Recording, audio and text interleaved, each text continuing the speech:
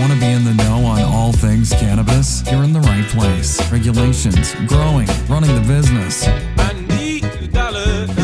Welcome to the $1 Pound Podcast. Here are your hosts, industry professionals Ryan and Joey. Hey everybody, welcome to another episode of the $1 Pound Show. Today is July 14th, 2018. Last we spoke to you guys was actually on July 1st, 2018, which is a very big day for the industry, and today is no different. Yesterday, July 13th, Friday the 13th, by the way, the state agencies released their proposed draft permanent regulations. So what is going on right now is we're currently in a emergency temporary regulation state, and they are now drafting their permanent regulations, which would take effect 2019. So beginning January of next year. So as of right now, there is a 45-day public comment period where you have time to review these proposed regulations and provide your feedback on them, whether you agree with something or disagree with something. And so for many of us regulatory nerds, since yesterday and most of today, we've been doing a lot of reading and diving into these regulations, seeing what has changed, what is maybe going away, and just all of that fun stuff. Combined, I think we're looking at about 68 pages for the cultivation regs, 111 pages for the Department of Public Health, and somewhere around 120-ish pages of the Bureau of Cannabis Control. So, Ryan, I'm sure you've been having fun reading all of this. Oh, my God. How many pages in total that just got released? And BCC was like 120, the cultivation or cow cultivation was like what, 60? Yeah, I think we're looking at like 90 for manufacturing. 300-ish altogether, probably a little over 300 pages. Yeah, it's been a fun 6 hours. Yeah, no, it's a good time. But luckily for us, the Bureau of Cannabis Control and the Department of Public Health released a PDF document that is a summary of the proposed changes. And we actually just wrote a blog post today on our website. You can check it out at cannabispermits.com. Go ahead and go to our blog. It's our analysis of the proposed permanent regulations. And the CalCannabis branch, from what I've been able to find, or not able to find, I should say, has not released any sort of summary of their changes to the regs. So we went in there and did our best to kind of point out what are those changes. We didn't list every single change that exists, but we listed the changes we thought were most important. So if you are interested in that, you can go to our website and check that out on our blog. What we want to do for this podcast is really just go over some of these changes and talk about how they may impact the industry, whether we agree with them or we don't agree with them. And these documents I'm talking about, the summary of changes, are also within that blog post, so you can actually access those PDFs from there, or of course, feel free to go to any one of the agency's websites. So getting right into it, I'm not going to go over every single change. We're going to start with the Bureau of Cannabis Control. I'm going to kind of start where I think the changes are most significant, in my opinion, and one of those is from Article 2 of the BCC applications, where they say they have clarified that temporary licenses will not be issued or extended after December 31st, 2018. Temporary licenses with an expiration date after December 31st are valid until the expiration date. So I think that's going to be a really interesting scenario, because we have maybe 5,000 or more temporary licenses that have been issued amongst all of these agencies. And in the beginning, these licenses were fairly easy to get. You still needed to have local approval through some sort of letter of good standing or an actual permit, but there wasn't a whole lot needed to get these temporary licenses. So a lot of people have temporary licenses, and now it's going to be a little bit harder to be licensed in general, because you're not going to get a temporary license anymore, by the time next year rolls around. So the fact that they're going to discontinue temporary licenses is a big deal, and it's going along with something that I was thinking about predicting, and I'm not saying I'm right. I don't have any proof, but I had a feeling that they won't issue any annual licenses this year. because I'm not sure how it's going to work with Metric, where an annual licensee will be able to conduct business with a temporary licensee, and the annual licensee is on Metric, while the temporary person is not on Metric. I do know there was some language to address that, so in theory they may be able to work together, but I'm just not too sure how that would work. What do you think about that?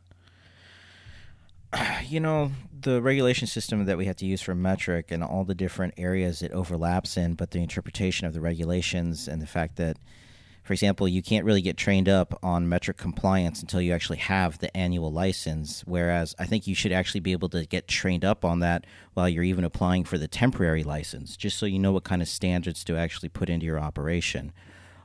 There's just a lot of these gaps in the process and it's not out of maliciousness, it's just the integration of all these different systems is such a complicated mess. Everything from point-of-sale systems to the tracking software, the integration with Metric, what a BCC compliance roll-through is going to look like. So it's a clusterfuck, honestly. So again, that's just kind of a prediction I have. I have no proof. I could absolutely be wrong about that. But I found that interesting that temporary licenses will no longer be in existence after 2018. And keep in mind, as we go through these things and talk about these topics, these are draft proposed regulations, so they very well could change. They very well might change, more than likely change in certain ways. So none of this is set in stone yet. This is just something that came out yesterday. So one of the other things that they have in this document is requires that any administrative orders or civil judgments for labor standard violations be included on the application. So the way I understand that and the way I read that is if you have any sort of violation of labor laws in your business, or perhaps even if it's ever happened to you in another business, you need to report that on the application. And I thought that was kind of interesting that they're going that deep and detailed now that, any civil judgments of labor standard violations need to be included on the application. That'd have to be a scary thing, honestly, for the cultivators, simply because of the number of workers they sometimes have on site and the trimming process alone. So I could see that being a serious problem for them. Manufacturers, that's like two guys in a warehouse. They probably don't have too many violations there. The packaging issue, though, that's a bottleneck, so that could theoretically happen there. Honestly, it's a good win for the labor coming up because it structures into the rest of this.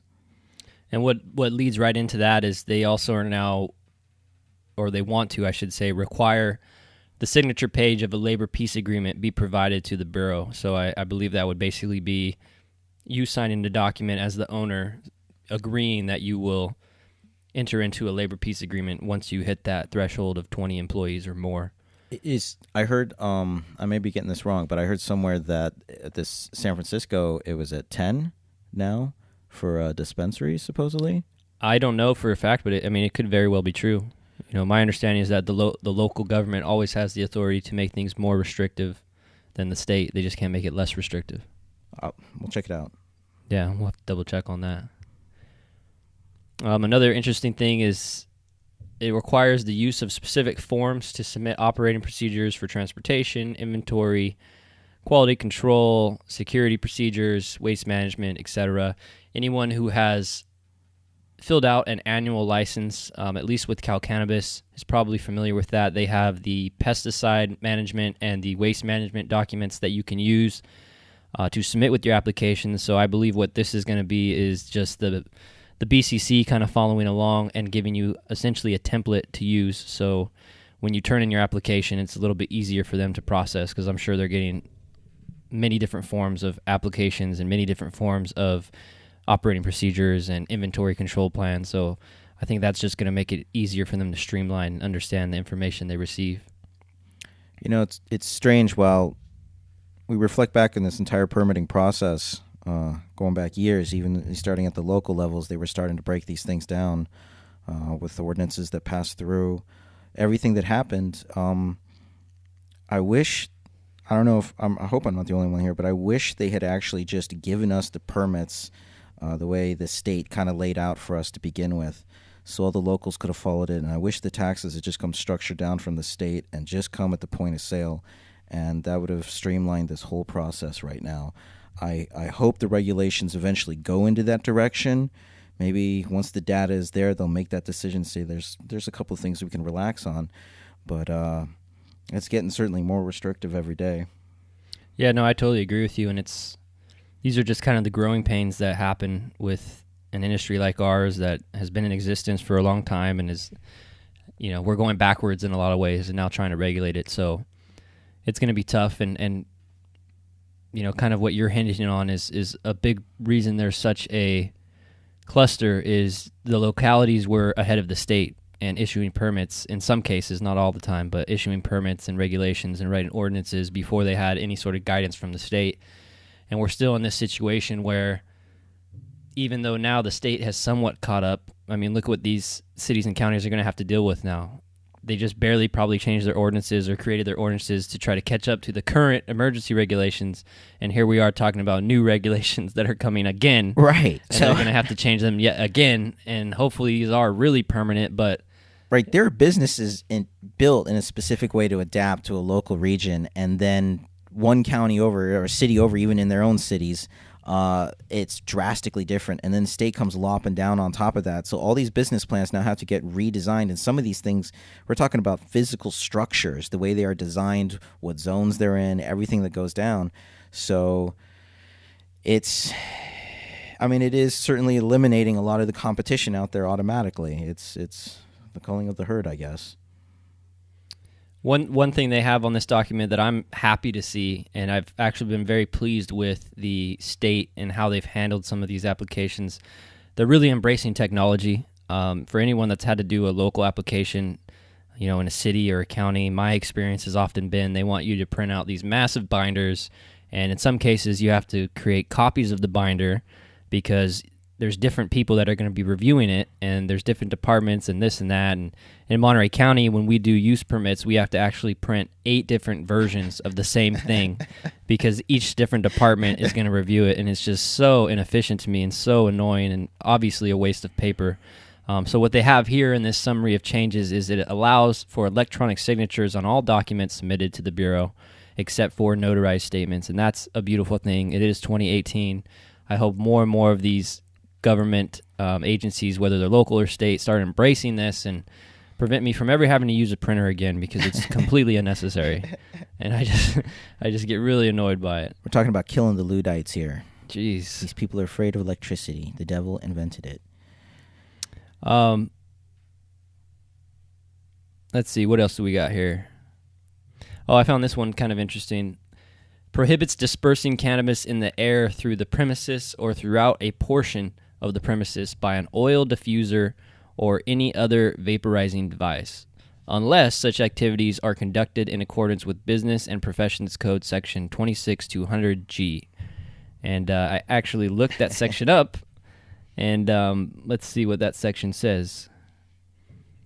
Basically, you can't have on-site public consumption unless a local jurisdiction allows you to do it. It says a local jurisdiction may allow for the smoking, vaporizing, and ingesting of cannabis or cannabis products on the premises of a retailer or a micro business licensed under this division. And you have to meet certain qualifications, of course. Everyone there has to be at least 21 years or older. The consumption cannot be visible from a public place. It has to be basically hidden away, and you cannot sell or consume alcohol or tobacco on the same premises. So that last part kind of sucks. I mean, I'm sure the day will come where you'll be able to go to a bar and people can consume alcohol and cannabis at the same time. But we're only in the beginning stages of this, so it is what it is. And when that day comes, you best believe Ryan Munevar will be there, belligerently drunk and belligerently stoned, without a doubt. Oh man. So let's see. What else What did would they the have name in of that here? bar be? What? For the children? You came up with a good one today. No. Secret. Okay, my bad. To be deleted. Yeah, I'm sure no one has ever thought of that genius idea before. It's all about the trademarking. When it comes to posting and advertising, they kind of just, to me this was already clear, but I guess they would just want to make it crystal clear. Prohibits the use of certain advertising techniques that may be attractive to minors, including the use of objects such as toys, inflatables, movie characters, cartoon characters, or any other display, depiction, or image that will likely be appealing to minors. That's kind of a no-brainer. It's kind of shitty a little bit because we can't be quite as creative, or we have to be creative within a box.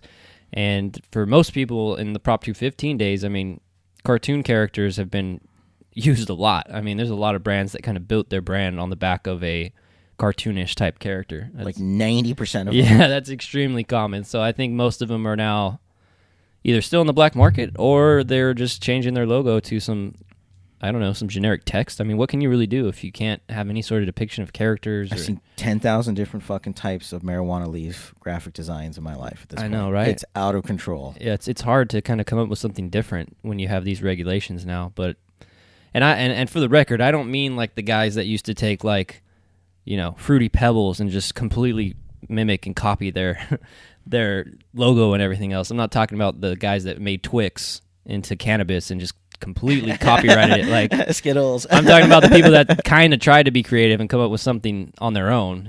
This is a bad part of the regs for them, but it is what it is. And like we always say, it's something we have to deal with because, oh my God, the massive trademark infringement rights coming is going to be insane. So many cease and desist letters have already been sent out, but now. But what are they going to do for the guys that are still black market? Where do you send they don't give a fuck. Cease and desist letter? You can't. You go send it to they just east shut side down of their Salinas? Instagram account. That's it. Yeah, that's all they can do. Which is fucking devastating, by the way. Yeah, it is. It definitely is. That's the last route of advertising we basically have. This next part I didn't really care for. It says that they've basically made it clear that they're prohibiting advertising free cannabis goods or giveaways of any type of product.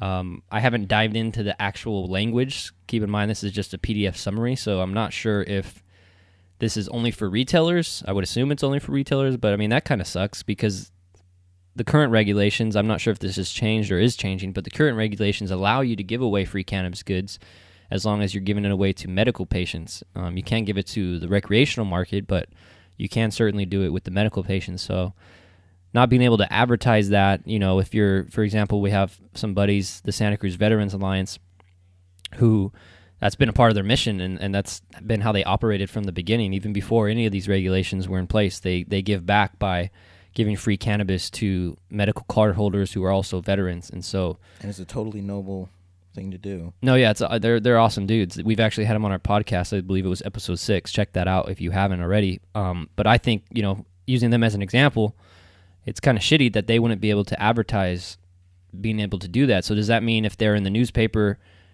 like they have been many times, saying they give away free cannabis goods, is that going to be considered an advertisement? Would they get dinged for that? Can they not post stuff like that on their Instagram? How are they going to let people know that they do this other than advertising it? And of course, there's word of mouth, and of course, they're already well known. But I just didn't really care for that part. I didn't understand the logic behind that, but it is what it is. What kind of a fine do you technically get for that? I'd have to dive in there and look. I don't know off the top of my head what the fine would be. It seems like such a idiotic thing the way they have all of this prohibition on advertising. Like, what if a child should see it? Well, my God, look at the alcohol industry. Not to call them out for bad because I'm drinking a beer right now, but it's out of control.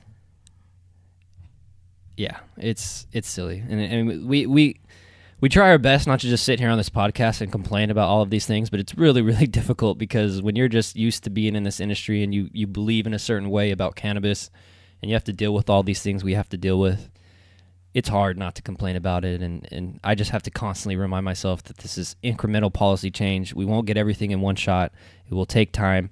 And just like episode 2 with our good buddy B Dizzle, he talks about how cannabis is kind of going backwards in the sense of most industries are not regulated really at all and then slowly become more regulated over time. We're starting off extremely regulated, and hopefully over time will become less regulated as the government officials realize, oh, okay, maybe it's not so bad. Maybe it's not as big of a deal as we thought. So it is what it is, but we'll deal with it for now. Thank God we get to smoke weed, right? That helps a little bit. Definitely. The next part is about outdoor advertising. It says it requires all outdoor advertising to be affixed to a building or a permanent structure and comply with the Outdoor Advertising Act. I actually looked up the Outdoor Advertising Act before we started the podcast, and I thought, maybe I can pull it up and we can talk about it. But no, it's a pretty damn big document. There's no way I'm going to get through that. That would be a whole nother podcast on its own. So feel free to Google Outdoor Advertising Act if you want to figure out what that means. Just something I wanted to note because I thought that was interesting and certainly something to pay attention to if you want to advertise outside. Make sure you know what you're doing in that regard. God forbid. Let's see what else we got here. That's good stuff. Oh, this is a good one for Ryan and I. For people that don't know, Ryan and I have partnered with our buddy Andrew, who's actually the last episode we did and the first episode we did, and we're working on a distribution company in Seaside, California. And so we've been dealing with all the things that many people deal with when you're trying to get regulated. We're trying to figure out what we can and can't do, what license we need to do what, etc. And one of the big topics has been pre-rolls. It's been a big topic also in Jackie McGowan's group, City and County Ban Watch. What are pre-rolls? Who can do pre-rolls? A lot of people have emailed the Bureau and all these different agencies. And so far what I got before I got to this document today was manufacturers are allowed to do pre-rolls. And of course, certainly for infused pre-rolls where you're putting oil on them. Distributors are not allowed to do pre-rolls. And processors with CalCannabis are allowed to do pre-rolls. So we had this whole big debate and question on does our manufacturing license cover this? Do we need to get a processor license? And it was a little hard to figure out, but we got it figured out. And so when I read this, it says that it clarifies that licensed distributors are allowed to package pre-rolls. So I was happy to see that. I've gotten to some debates online with people who disagree with this and don't think that distributors should be allowed to package pre-rolls. And he made a solid point, that it's not just packaging of a product, because when you package a product into a jar, for example, they're not smoking or consuming the jar. When you package a product into a pre-roll, they are smoking and consuming the paper or whatever it may be that you're putting it in. So it's slightly different. I still don't think it's a big deal, don't get me wrong, but I understand where that guy was coming from and the point he was trying to make. That was not me. I don't know who that was. No, it wasn't you. It was just some guy on Facebook. And I guess my point is that he did kind of change my mind and help me understand where he was coming from. So regardless. Wait, what if you were technically rolling it up in the leaves of the plant and not using a paper or a hemp paper, in fact? I don't know. To get into the fucking weeds and some antics is such an absurd thing. Right, That's the problem. You You boil down to the smallest detail. And it's insane trying to be a distributor right now. July 1, the day that will live as a day of infamy is fucking they actually beyond do. us. A couple agencies further define what pre-rolls are, and I would have to look it up right now. Maybe we'll get to it a little bit later in the podcast, but from what I remember, it's only in paper. So there's that. So the next thing on this list that I found to be pretty interesting is a section where they say, adds that the net weight on any package of dried flower shall not be considered inaccurate if the actual weight is within 2.5% of the labeled weight. 2.5% isn't a whole lot to work with. I think I did the math correctly, which is 2.5% of an eighth would be 0.9. And that would mean if you were to weigh your eighth out to a 3.6, like you should be, because you account for loss of moisture, and there's actually a lot of people who have been complaining about the prepackaged model because they get their weed, they go home, they weigh it out, it's like a 3.4. If you're doing that, then potentially would you be in violation? Because if it's 3.6 to the dot, and then the Bureau comes in and weighs it, they're gonna be like, that's more than 2.5%. So this was not labeled correctly. Right? Yeah. So I don't know if 2.5 is the magic number. And for those that don't know, when they drop these proposed regulations, there's another document they drop with them, which is known as the initial statement of reasoning, I believe it's called. It's the ISR, and that's where they basically try to back up what they're doing, why they're doing it, what the logic is of it. So I looked up the ISR for this part. It says the purpose of this proposed section is to clarify and provide guidance as to when a dried flower package may be inaccurately labeled, requiring any relabeling. Recognizing that dried flower may lose or acquire moisture over time, which impacts the weight of the dried flower, this proposed section is necessary to account for how much the weight may change. So again, they're kind of hitting on the point that I said where the weight will change. So I think what they're looking at is if we weigh it and then say 3 weeks go by, they go get it in a shop and they want to double check the weight to clarify the labeling. If it's off by 2.5%, they're not going to ding you. So I guess the point that I'm making is I don't think 2.5% is the right number. I think it should be more like 5, maybe 10%. Maybe 10% is too much, but maybe 5% at least, or maybe even 3 would be better. For who? For the industry, for the people that are packaging it. Yeah, the people that are packaging it. Because let's do the math real quick. We have 3.5 grams in an eighth. Then 2.5% of that is 0.0875. So you see what I'm saying? The point I'm making. How much is that for, like, say, a box? Ain't nobody buying a box in a dispensary. What does that matter? I don't know. Come on. Madman, they start dealing with their margins. No. Just saying. You got limited, an ounce per person, only half a pound for medical patients. Come on. Nobody's buying 100 pounds, buddy. People need to dream bigger. Next thing, changes the amount of time video recordings documenting sampling shall be kept from 180 days to 90 days. That's awesome. This is the section about, you're a distributor, you have product, you want to sell it to a retailer. You can't do it yet because you're waiting for the testing lab to come down, take the sample, test the sample. So the way that works now is while they're taking the sample, while they're physically going through your inventory and taking whatever sample they want to take, it's up to them. It's supposed to be video recorded, including audio. And currently you have to keep that video for 180 days, which is 6 months. So what they're proposing in these new regs is to have it at 90 days, 3 months, which is a lot more reasonable. And, probably still longer than it needs to be, but, certainly better than 6 months in my opinion. Next thing, clarifies that licensed distributors may conduct quality... Hold on. I want to just bring up one point. The logistics of why the difference of 180 days to 90 days, which is some of it has to come down to the actual storage size of hard drives that you need. Oh my God. I mean, like the camera systems alone. Yeah, no, that's a good point. I mean, we might as well touch on that. Something that we've been dealing with and many people have been dealing with when it comes to their camera systems is you have to have, what is it? I think it's 90 days for the camera, for like the security camera footage. You have to have at least 90 days of storage. So if the Bureau comes in, they're like, I want to see the video from 2 months ago and 15 days ago. You got to have that. And if you're recording in 1080p, some people are recording in 4K.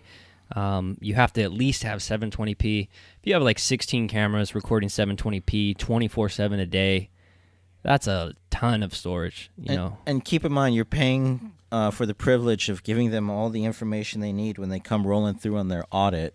So if you say you did something in a testimony and then they come back and they look at it and like, no, you didn't. You moved this box this day over here. You see this and what happened with that over there. So I think we're far away. Very clever about this. I think we're far away from them getting that nitty gritty and detailed. But to your point, that day probably will come and people probably will get in trouble for stuff like that. So be very diligent about that. And from what I've seen, in order to have the right amount of storage, you need to have probably anywhere from 20 to 40 terabytes hard drive in order to store all of that stuff. And then when you look into the idea of storing it on the cloud, that's pretty expensive too. Oh my God. From what I've found, there's maybe better options out there, smarter people than me, but from what I've found, that would cost you about $3,600 a year, roughly, give or take, if you wanted to store like 20 to 30 terabytes of storage on the cloud, which is the best way to do it.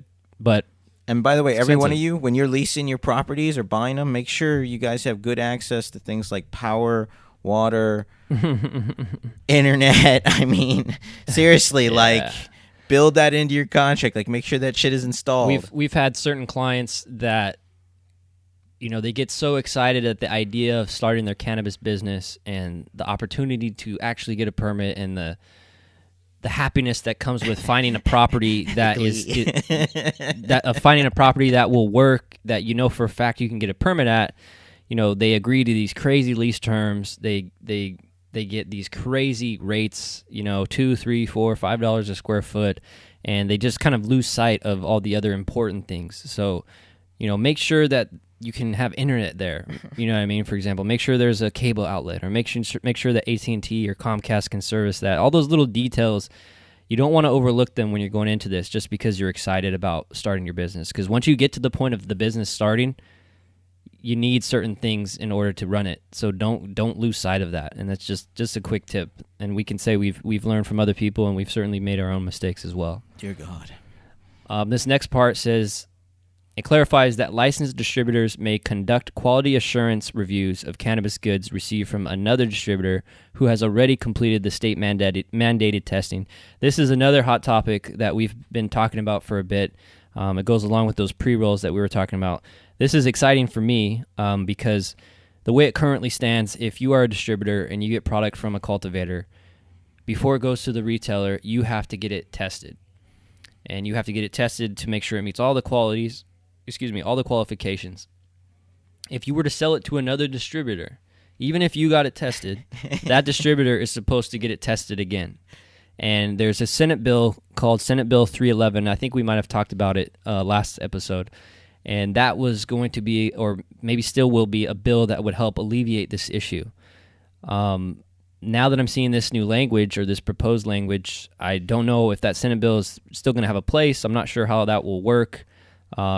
Because the way I've read this is, as long as the distributor conducts the quality assurance reviews, which are things like, making sure the weight's on point, making sure the labeling's on point, just making sure that all that's met, it looks like the distributors won't have to constantly get the state mandated testing anymore, and that would prevent this problem from happening. So I'm happy to see this. It's a big deal, especially if you're a large distributor and you have multiple hubs throughout the state. You don't want to have to pay for testing over and over again just because you moved it from your NorCal spot to your SoCal spot and so forth. So I was happy to see this section in here. So this other one is a really good thing. And, well, in my opinion, I don't know what other people think about it, but it's somewhat frustrating for people. But Chapter 3, retailers of this document, it says it requires exit packaging to be resealable, child-resistant, and opaque. And what this kind of leads into is the other document that we have from the CDPH, which I'll get into right now, child-resistant packaging. On their document, it says, allows statutory requirements for child-resistant packaging to be fulfilled using exit packaging at retail rather than individual product packaging. So bear with me real quick because we got a lot of ping-pong style regulations going on here. From January to the end of June, those transition period regulations that we had, the way it worked was your packaging didn't have to be child-resistant, and the way you met the child-resistant packaging requirements, or just the child-resistant requirements in general, was the exit bags that the product was placed in before leaving the retail store were child-resistant. So you go into the store, you buy your eighth, they take the eighth, they put it in the exit bag, which is child-resistant, they seal it, you walk out, you met the regulations. The newest regs that we talked about in our last podcast that are starting July 1st now require you to have child-resistant packaging. So that means that your exit packaging does not have to be child-resistant anymore because that eighth jar is already child-resistant. Now, with these new regulations that just came out yesterday, 13 days into the July 1st debacle, they're saying, well, you know what, never mind, my bad. Let's go back to the original way we were doing it where we don't need everything to be child-resistant and the exit packaging has to be child-resistant. So there's two things here. One, I'm happy to see that because me personally, and there's people that will disagree with me, but me personally, I would rather have the exit packaging requirement of child-resistant than have to do it for individual packaging because I just think it's easier on all the operators. It's certainly less expensive, which trickles down to the consumers, and it just makes a lot more sense. There's still the argument of, all this packaging and the environment. I get that, but if I had to choose one or the other, I would probably choose having the exit packaging being child-resistant. Now, what other people are going to say and what other people are mad about is, and they have every right to be mad about it, I just spent all this time and money and effort to comply with your regulations, and some of them very well may have stocked up on enough child-resistant packaging until fucking 2020. And then they get this coming out, and they're like, what the fuck? Like, what am I supposed to do with this? So it's going to be interesting to me to see how does our industry react to this certain section in the public comment period, because you're going to have those that have been procrastinating or haven't got a license yet that are going to be like, okay, cool. They're good because they haven't bought all the packaging yet. And then you're going to have those that are in the trenches that, have been operating and trying to navigate this the whole way through, that maybe they don't want it to change anymore because maybe they have a lot of investment into the child-resistant packaging at this point. You mean the packaging industry? The other side of it that could be going at it is the packaging industry. The people that actually sell you the packaging products, maybe they don't want it to change because they've invested a lot of money in child-resistant packaging. And now if it changes, I mean, if January 1st, 2019 comes around, how many people are going to want to buy child-resistant packaging for their products if they're not required to? Probably not many. No, not at all. When you look at the cost, right? Like, so I think out of all the changes that we're seeing in these proposed regulations, I think that's probably one of the top 3 that are very interesting. There's good and bad to it, and I'm interested to see how people react to it. Time will tell. I'm sure we'll see what happens in those public comments, and it's certainly something we'll be seeing on Facebook, I'm sure. Prepare yourselves. Yeah. This is another good thing, this next one here. It's a big win for a lot of people. I'm sorry I don't have any of the associations' names off the top of my head, but I can just say there are some great associations, trade associations out there that advocate for delivery services, and I know they've been working very hard and lobbying a lot to educate the regulators and the legislators on this. So I'm sure they were happy to see that it says they added a provision that allows retailers to deliver to any jurisdiction in California. So they really clarified that. It's crystal clear now you can deliver to any jurisdiction in California. So from my understanding, that means that there's not a city or a county that can say or create an ordinance preventing you from doing it. They can't be like, we don't allow cannabis, so you can't even deliver here. That's not the case. Or not going to be the case, I guess. So I was happy to see that. I'm sure anyone in the delivery business is happy to see that because there's a lot of people that want to have that model of, it's essentially like Amazon model, right? Like a miniature version of it where... Get ready, America. Yeah, there's these companies where... The dream is alive and well out there. I've actually used these businesses before. It's been like 3 or 4 years, but you can go online, you look at their menu, you get verified, all that type of stuff, give them your rec and stuff like that, and you order, and then 24 hours from then, they deliver to your house. And it doesn't matter where you are in California, as long as you do all those things, you can get the delivery. And I always thought it was really cool. It's definitely for a specific segment of the market because some people are impatient and just want to go in there and see and touch and smell the products. But you know what? Those hipster vegetable boxes are starting to pick up everywhere, man. It's like milk being dropped off on Fridays of old. Like this. Yep. This is coming. It's amazing. And to give you credit, Ryan, you've always talked about predicting that these retail stores will end up like a Hollywood Video or a Blockbuster over time, whether it's 5 years from now or 10 years, I don't know exactly when. Over time, they will become, irrelevant or obsolete. And you always talked about Amazon taking over. And I read an article recently about, I think it's the CEO of Ease, who basically said the same thing. He said Amazon will absolutely sell cannabis in the future. Yeah, and then it's game over. And then that's gonna be those podcasts are gonna be crazy. I mean, it's gonna be like. What do you think will happen to the small, awesome indoor boutique growers that have just been tanking right now? But you know what? They're gonna get this chance. It's gonna be amazing coming up because if you could actually sell on Amazon, my God, think what that would be like. Yeah, if you could have they would have a chance. Like you could have those small indoor 2-car garage units, fucking Tesla panels on the roof on everybody's fucking roof at this point. You could pull that shit off again maybe and actually make a decent living. I mean, it's not like it's going to be millionaire lifestyle, but it's enough for whatever the middle income class family could be.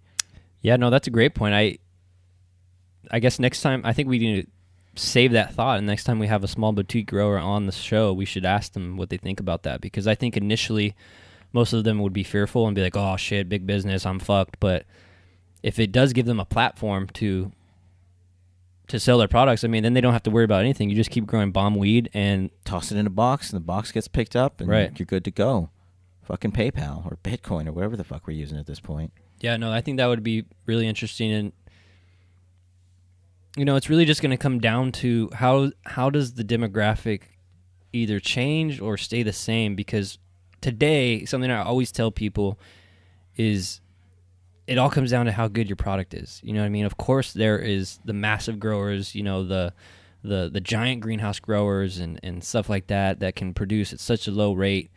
And it's impossible to compete with them if you're a smaller grower. But their quality, I mean, hardly ever. I mean, I'd probably say 95% of the time is nowhere near what these smaller producers can do when it comes to the quality of their flowers. And I think as a cannabis consumer and someone that's been in it for such a long time, it always comes down to how good is your product, how high quality is your flowers, how does it smell, how does it look, how does it taste. And there's certainly a market where people just want cheap stuff. I get that, but people only want cheap stuff for so long, I think. It's always going to come down to quality. So we'll see if that's true. We'll see if that's, if I'm right or wrong. We'll check out the ARC review report in like 3 years and see what they say. But we got into the greatest argument of our lives the other day. It was amazing. It was over fucking In-N-Out fries versus, which are shit, versus Wendy's fries. And I'm like, I think Wendy's fries are better. And Joey's like, In-N-Out. And we called it out there. And honestly, I think a lot of people went the In-N-Out route, but a lot of people brought out a lot of great recommendations. And, you have this like philosophy of business that I really like, of how you break it down by structure. So it's your people, your process, and your product. Those are the top 3 categories you got to focus on. And the small grower, their process can be absolutely stunning and amazing. And if they're doing a small indoor super boutique grow, it's a bomb, gorgeous, beautiful, sexy bud porn weed. It's worthy of all of these things. I think there's some people that are going to like that, and I think a lot of people are going to like their cheap weed, because at least I hope our experiences at this point in all these dispensaries is noticing that basically cheap indoor flower moves great, and the margins are stunning, versus the awesome boutique stuff, which generally sits on the shelves a little bit longer than the cheap weed does. What's your take on it? Is it a regional thing or what? Yeah, I definitely think it's a regional thing. It depends like how developed the market, the local micro market is. Oh my God, Santa Cruz is so high in boutique. Yeah, like okay, yeah, I'll give you that, definitely. Like it depends on that, because there's like the Bay Area. I've never worked in the Bay Area, so I can't say I know this for a fact, but I believe that there's a lot of people there that prefer the higher quality stuff. It's certainly because of influencers like Burner and the Cookie Fam and all those type of people. And same goes for SoCal. When you have people like the Jungle Boys, and when you have access to that type of product, once you really use it and consume it, it's like, why would you ever want to smoke the shitty weed unless you just absolutely couldn't afford it? Which there's... I just look at beer. There's some super high quality beers, right, and there's some shit beer. I just really think quality will always reign supreme, but I am also torn in that thought, because I've to give credit to the people process product. That comes from Marcus Lemonis, who is the owner of Camping World, and he has a TV show called The Profit, which is a really good TV show. If you're an entrepreneur or you're into business, definitely check out The Profit. And the reason I brought that up is Shark Tank is also a show that I really like, and on that show there's Kevin O'Leary, who's really into wine, and there was one time he was talking about wine, and he said that the most commonly purchased wine, price-wise, is somewhere in $12 to $13 range, somewhere in that ballpark, and I thought that was interesting, because it's kind of exactly like what we're talking about. There's the $100 bottle of wine, there's the $13 bottle of wine, you got your $70 eighths, you got your $30 eighths. And so it's going to be interesting, how does this pan out? Is it going to be like wine, where just everybody buys the cheap $30 eighths? Will the $60, $70 eighths ever reign supreme? I don't know. Maybe not. But I definitely think there's going to always be a market for those people that want to spend, higher amounts of dollars on their cannabis. I don't know, man. Like, this one time I was in Laguna Beach, and I was at this party, and there wasn't enough pillows to sleep on the floor because everybody was hammered. And that was because of these boxes of Franzia wine that this beautiful woman dropped off. And so I ripped open the box and blew up the fucking little balloon on the inside of that thing and used it as a fucking pillow. So I think there's always going to be a market for the cheap-ass, shitty fucking weed. Like, no, I'm not arguing that the cheap weed will, like, not get to a point where no one buys it. That's for sure will always be there. I'm just curious how evolved a market will get. Well, if it goes to Amazon, for example, people are simply going to shop by their price range. Right. Poor people will buy cheap, and occasionally they'll fucking splurge, or maybe they have great taste and they throw all their money at it. That's why they're poor. Other people are super rich. They'll buy this super gourmet, flashy shit that's all sizzle and no steak. So right, that's going to happen. Yeah, we'll see, I guess. I mean, what industry has it any other way? What industry No, has like you're a right. perfectly pure product that's awesome and awesomely consistent constantly at a consistent rate? It doesn't exist. Nor at this one. It's totally fluctuating. Yeah, that's true. And people, we have some of the best salespeople, out there in the world, and can move a lot of weight. Anyway, somewhat of a tangent, but it is what it is. Another thing that was interesting to me was this section about the certificate of analysis. It says, provides for certificate of analysis to include the following information: picture of cannabis goods, overall pass-fail for batch, label claim verification, and measure density. So the two things that stand out to me in that is the picture of cannabis goods. I know companies like SC Labs have been taking pictures and offering that as their service, as a part of their service for a while. But it was just interesting to see that might be mandated now. And then also see the measured density of it. I thought those two things were interesting. I mean, it's good and it's cool to have a picture of the cannabis goods. And hopefully that solves one of these problems that we've always faced in the industry, which is non-consistent quality of pictures. Yeah, like you go to people's weed maps, and number one, they're probably not up to date because it is a pain in the ass to keep your weed maps up to date. I think there's some POS systems that claim to, sync with it, but I've never found anything that really works as good as they say it does. And taking the pictures, like you need to have, like if you're a dispensary, you need to have someone that is hired almost solely to focus on your weed maps and almost solely to take the pictures for your weed maps, because it's a hard job and it's tedious and it changes all the time. And we sold out of this, now we got this. It's something you got to keep on top of. So something that I've always wanted to see, a step up in professionalism, would be ultimately either the growers or the manufacturers or really the distributors should be the ones responsible for taking those pictures and making it easy for the retailers to just, upload those pictures on their weed maps. We haven't got quite to that point yet, and I somewhat understand why, because there's a lot of moving parts, there's a lot of things to do, it's hard to get all these things done. But I guess my point is, if the certificate of analysis includes the picture of the cannabis, and if it's a good enough picture, then maybe it's going to be easier for everybody to keep their weed maps up to date and easier for these pictures to get created. You'd have to have some universal form of standards for how the pictures were taken. There'd be a whole extra 25 pages on that. No doubt. Sure. But no, I like the idea, honestly, just the consistency of the product and the at least the visual appeal of it. If that was coming off of that and it was universal, that'd be great. Right.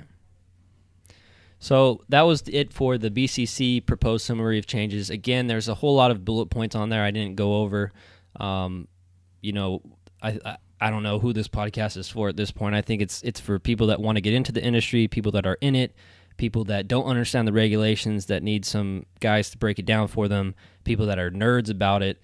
So if you're a nerd about it and you're still with us, we're moving on to the next document, which is only one page. So let's get into this. This document is not to nitpick anything. the summary of changes for the California Department of Public Health. They are responsible for regulating all the manufacturers in the business, responsible for the labeling and the packaging requirements. So some interesting things from their document is, number one, product classifications. Provides clarification about which products are classified as edibles and which are classified as concentrates. Specifies that orally dissolving cannabis products, such as a solid sublingual, how do you say that word? Lozenges? Lozenges, sorry about that. And mouth strips are classified as edibles. It defines tablets as concentrates intended to be swallowed whole and that contain no added flavorings or sweeteners. So tablets, from what I'm understanding, that'd probably be like a THC pill, you know, if you just have some oil in a pill and you pop the pill. So with that, they talk about THC limits, and it says allows orally dissolving edibles intended for sale only in the medicinal market to contain up to 500 milligrams of THC per package, provided that these products contain no more than 10 milliliters of THC per serving.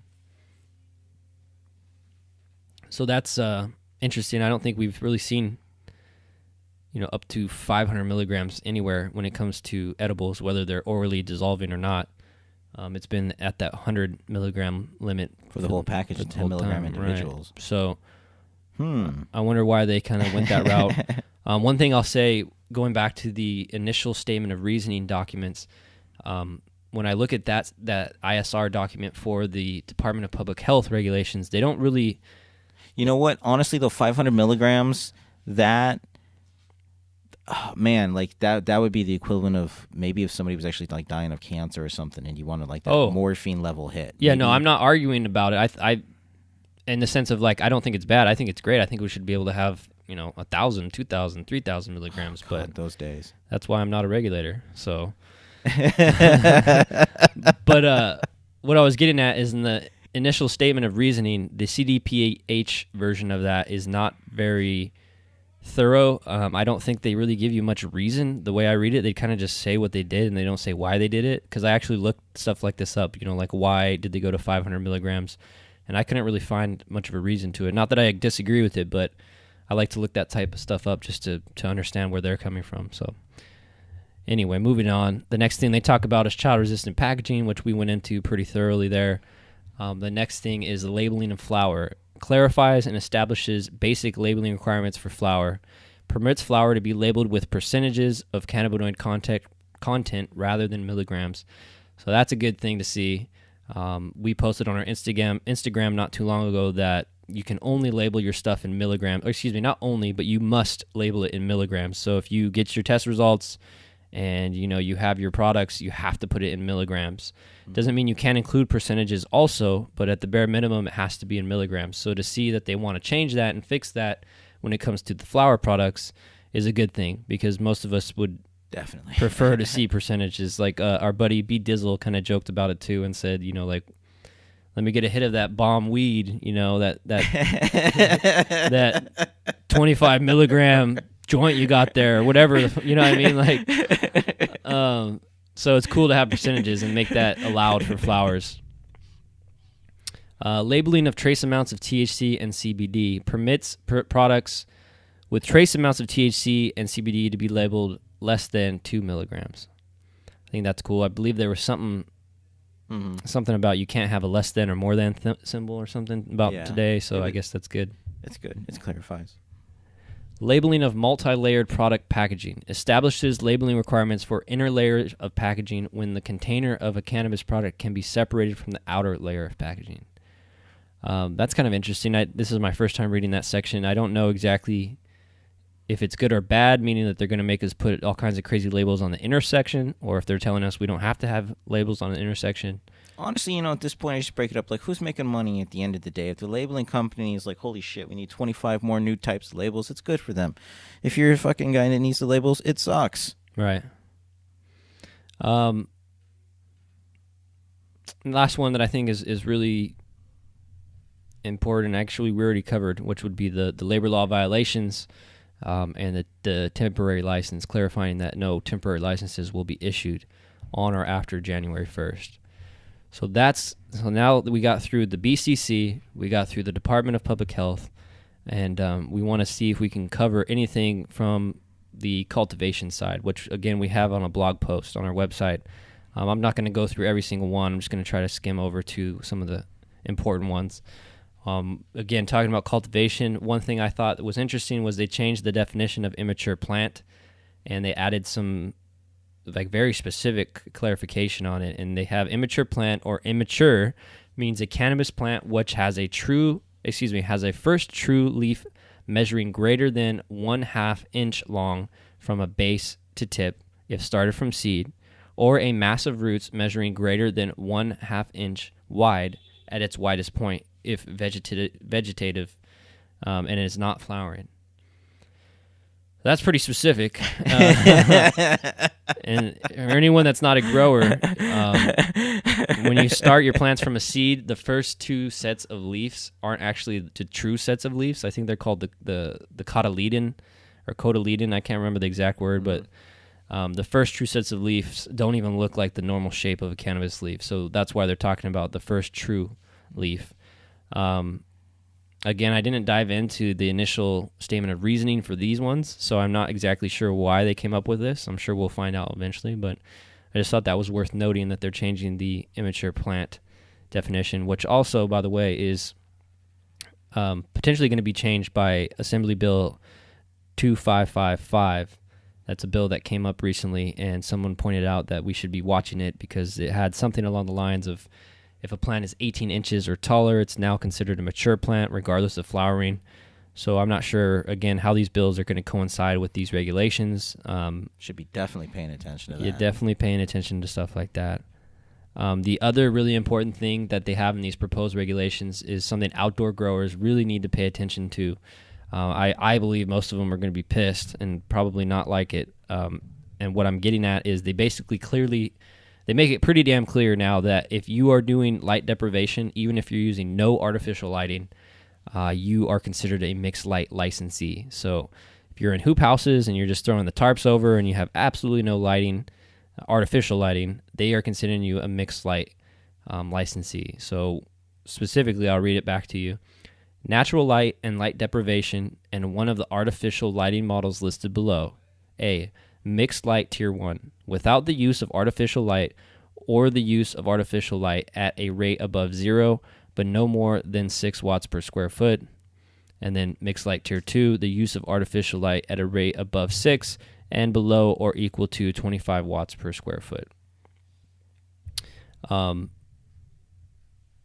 So basically, even if you are not using any artificial light, you are considered a mixed light. And there's actually a part here that will define that even further. How does it affect you tax-wise? That's going to come down to the localities, which is a good point you're making, and also how does it affect you from the point of view of how much these licenses cost, because the application and licensing fee for outdoor versus mixed light is substantially different. Mm-hmm. So to clarify what I said, if it didn't make sense, let's look at the outdoor cultivation definition. Outdoor cultivation means the cultivation of mature cannabis plants without the use of artificial lighting or light deprivation. That's the addition they added to this, by the way, in the canopy area at any point in time. Artificial lighting is permissible only to maintain immature plants outside of the canopy area. So that's their straight definition that they're proposing for outdoor. So even if you're using light dep, you're not outdoor anymore. It doesn't make any sense to me. And it's totally unfair in my opinion, because no doubt. It puts the outdoor growers in a situation where they can't maximize their harvest now because they're not allowed to light dep unless they, decide to be a mixed light licensee, which they essentially have to be with this. So if you're an outdoor grower listening to this, again, this is a 45-day public comment period. Now is the time for you to comment on something like this and tell all of your friends and try to get as many people as possible to fight against this if you don't believe it should be allowed or get passed this way. The people in Big Sur and Monterey County, pay attention to stuff like that coming up. That's going to affect you someday when you turn on. So Pay attention. And all of you out there, check out the Big Sur Farmers Association. They're doing some awesome stuff for getting into outdoor grows in this county. They got this pilot test program that just got approved, and they're going to work some magic along the coast. So keep an eye on them. Yeah, shout out to them. They're doing a great job representing their stakeholders. Pre-roll, we talked about this. So a more clear definition of pre-roll has been added into these regulations for cultivation. It says a pre-roll means any combination of the following rolled in paper. So that's why I told you earlier, I don't know how that works. If it's just paper and that's it, if we can roll it in leaves, I don't know. But any of the following rolled in paper: flower, shake, leaf, or keef. Just combine leaf to everything else on there and that just is them. obtained from accumulation in blah, blah, blah, blah, blah. It's just a bunch of bullshit. Basically, they just define it and they make it clear that something that's rolled in paper is a pre-roll now. A travesty. Another interesting thing that I saw was in section 8102, annual license application requirements. This is a brand new section. It says the hours of operation for each day of the week. Applicant entity will have staff on the licensed premises. Applicant must provide a minimum of 2 hours of operation that are between 8 a.m. and 5 p.m. Pacific time on each day, Monday through Friday. I believe the reason they're adding that is because they don't want a cultivator to be like, oh, well, I'm only open from 7 p.m. to 7 a.m., bro, so if you're going to inspect me, you better come out during that time. Oh, that's brilliant. That's fucking brilliant. Those bastards. I'm guessing, but I'm pretty sure. Holy shit. That's what they're getting at. Let's see. Is there anything else worth mentioning? I don't think so. And just again, going back to the outdoor thing, Section 8202, General Licensing Requirements. Outdoor licensees are prohibited from using light deprivation. So to me, they're making it very clear what they think about light deprivation and where it falls under. Let's see, anything else? No, I think that's about it. That's like really important stuff that I just wanted everyone to know. So again, like we said, this is not a complete list of the changes. These are things that we found ourselves in the cultivation side, and also things that were provided in the summary PDFs. And, again, this episode I think is, if you're really nerdy about these regs and you really want to know what's going on, this is definitely for you. We live, eat, sleep, and breathe this. So for us, this is totally something we nerd out on a lot. And it's going to be interesting to see how this 45-day public comment period goes, what we fight against. We're currently working on creating a Google document of all 3 proposed regulations, the actual language of regulations, and it's going to be posted on our website. We'll post it on social media, and this will allow us all to come together and comment on these things as one document. For anyone that wants to do it, obviously you can do your own thing. You don't have to use anything we're talking about, but if you've never used Google Docs before, it's a very, very easy tool where you can literally highlight a sentence or a part of a sentence and leave your comment there. And so we want to get to the point where we can create a complete document that has everyone's input. You comment what you think, what you don't like, what you do like, and then potentially we can submit that document to the agencies. I'll have to double check how they want us to submit our comments, but more or less it's just a place where we can all, a hub basically, where we can all come together and see what everyone thinks about certain things. Of course, there's great Facebook groups like Jackie's group where you can do that as well. It's just sometimes when you have it in the Facebook format, a lot of things get lost along the way. So this might be a way to keep it a little bit more organized, at least when it comes to the comment section of it and getting everyone's input. So stay tuned for that.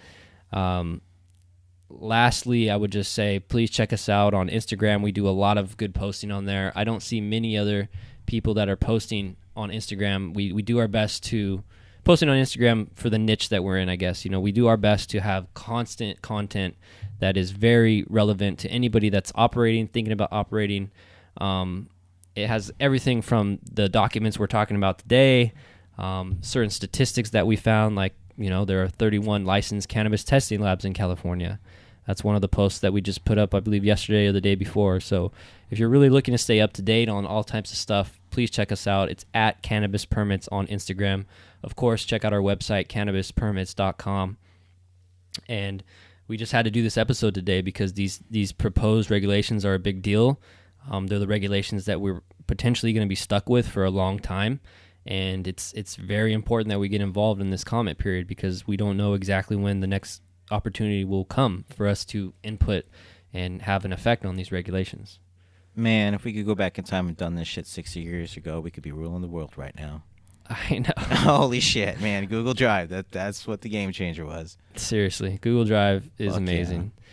So that's it for now.